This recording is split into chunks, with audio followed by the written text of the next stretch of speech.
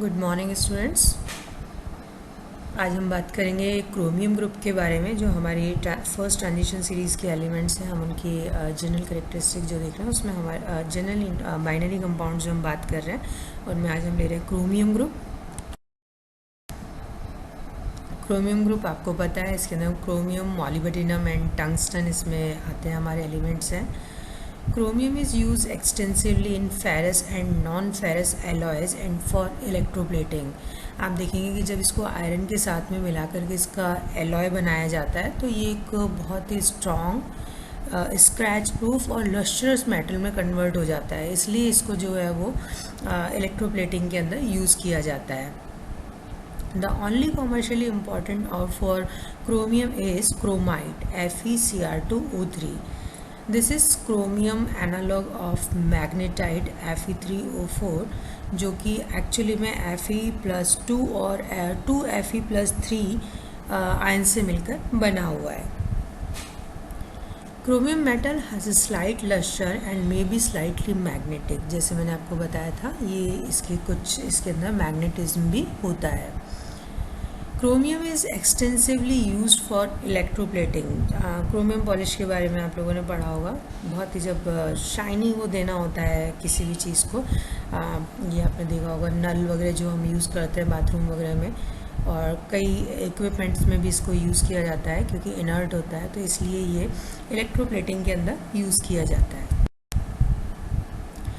It's allowed ferrochrome contains iron, chromium and carbon. Ferrochrome is used to make many ferrous alloys including stainless steel and hard chromium steel। जो stainless steel होता है ये iron and carbon का mixture होता है, मतलब carbon content होता है आयरन के अंदर, तो वो हमारी स्टील में कन्वर्ट होता है।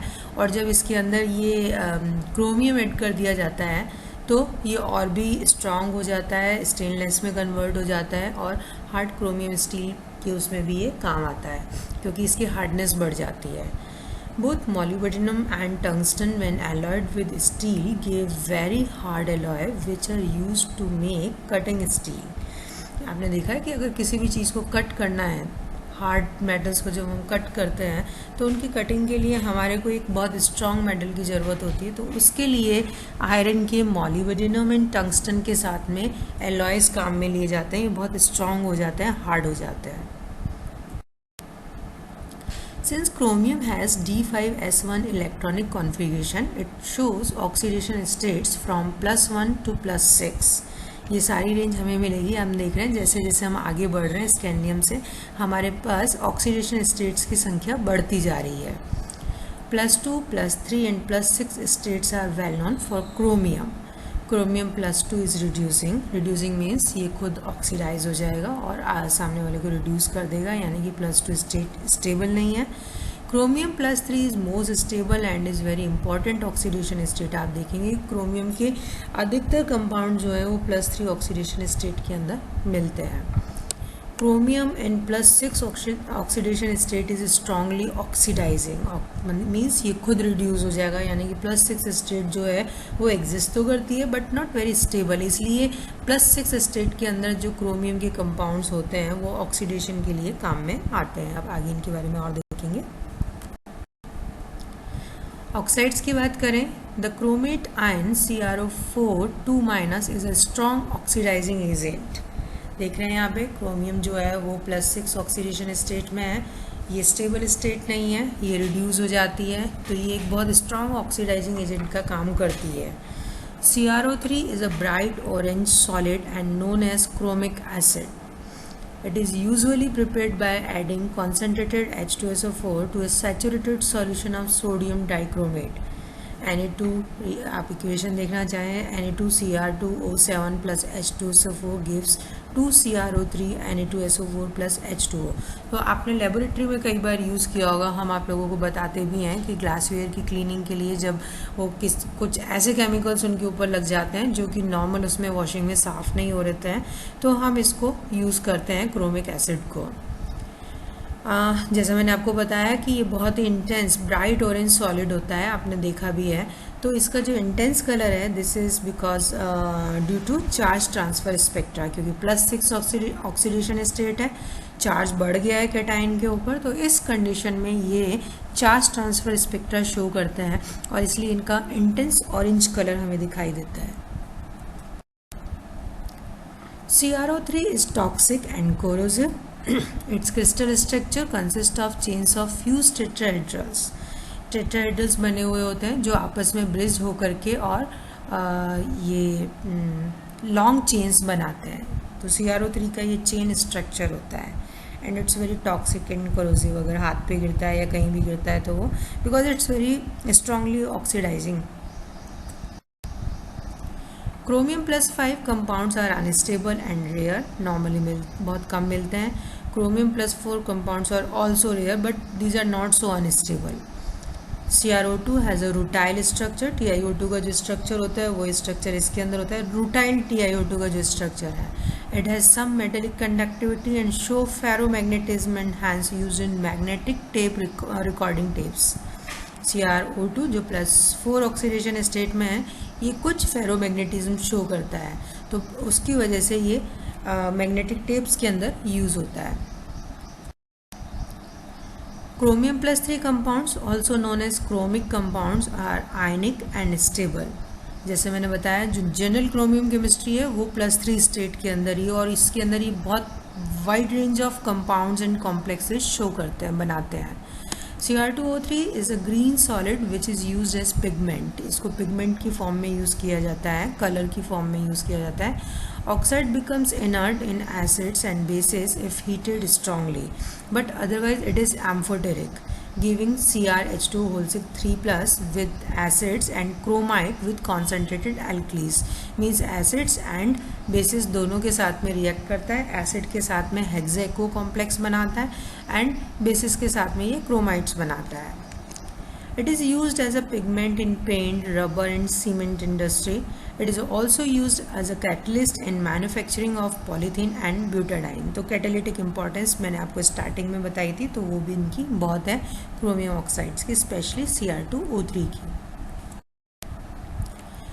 Chromium +2 compounds, also known as chromous compounds, are ionic and contains chromium +2 ions. देखिए वही जो हमारा फाइंस रूल है वो यहाँ पे अप्लाई हो रहा है। जब कैटायन के अंदर लोअर ऑक्सीडेशन स्टेट में है तो उस वक्त ये इसके ऊपर चार्ज कम है as compare to other oxides, तो इसके जो कंपाउंड्स होंगे वो हमारे को आयनिक मिलेंगे। Because of its reducing nature, it is used to remove the last trace of O2 from nitrogen and is used as a reducing agent.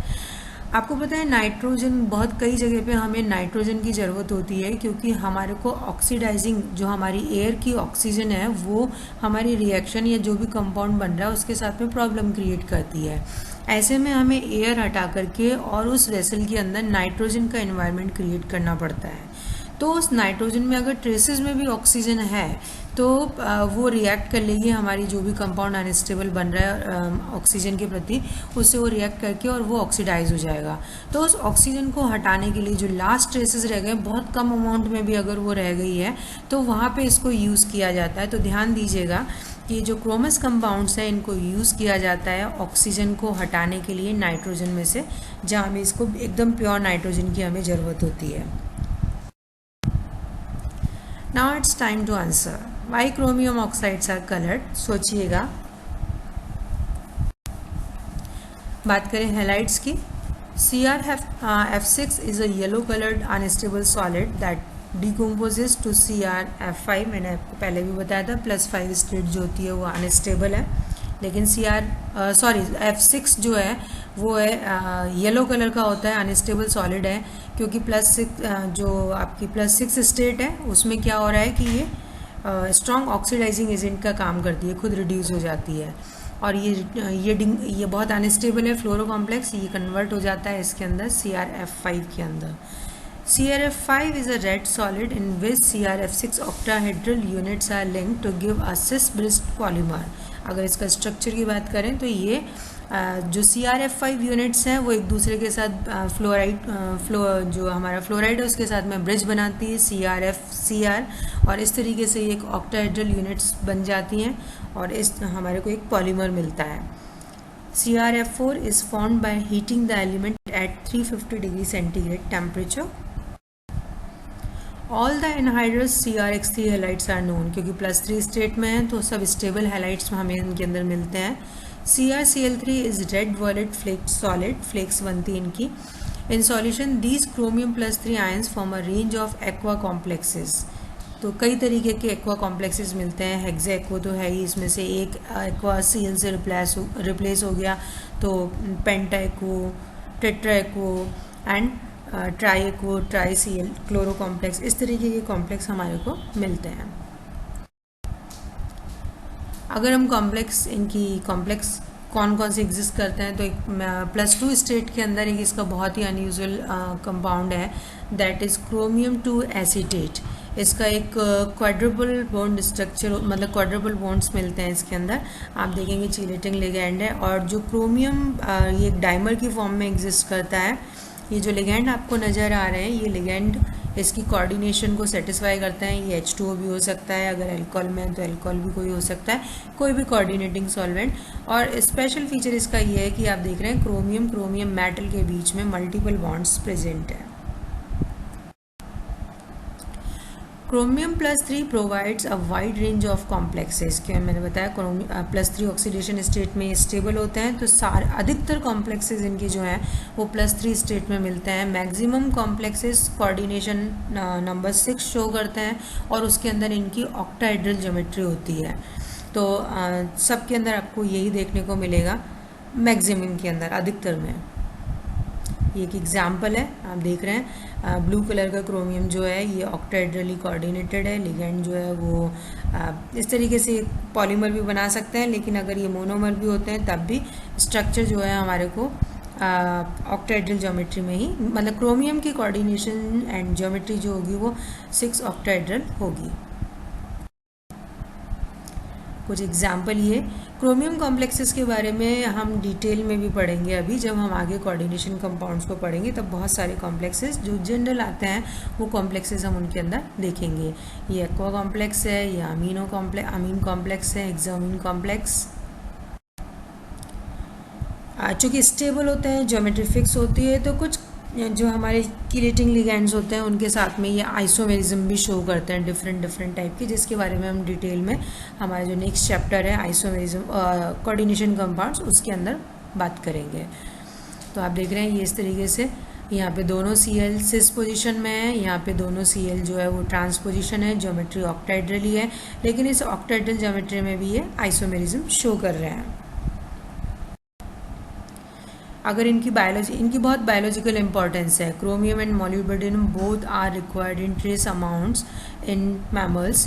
Chromium 3 and insulin both are involve in maintaining the glucose level in blood. आपको पता है अभी तक normally हम ये मानते हैं कि भाई ग्लूकोज के लिए केवल इंसुलिन ही रिस्पॉन्सिबल होता है, लेकिन क्रोमियम की भी ज़रूरत होती है, ट्रेस एलिमेंट है ये. और अगर इंसुलिन का लेवल ठीक है लेकिन बॉडी में क्रोमियम की डेफिशिएंसी हो गई है, तब भी डायबिटीज़ की प्रॉब्लम हो सकती है. In larger quantities chromium compounds are carcinogenic, इसलिए लेबोरेटरी में काम करते वक्त हमारे को बहुत केयर रखनी चाहिए. Specially care should be taken while performing titrations using potassium dichromate और KCrO4. Now think about this. Why chromium shows a wide range of compounds and complexes?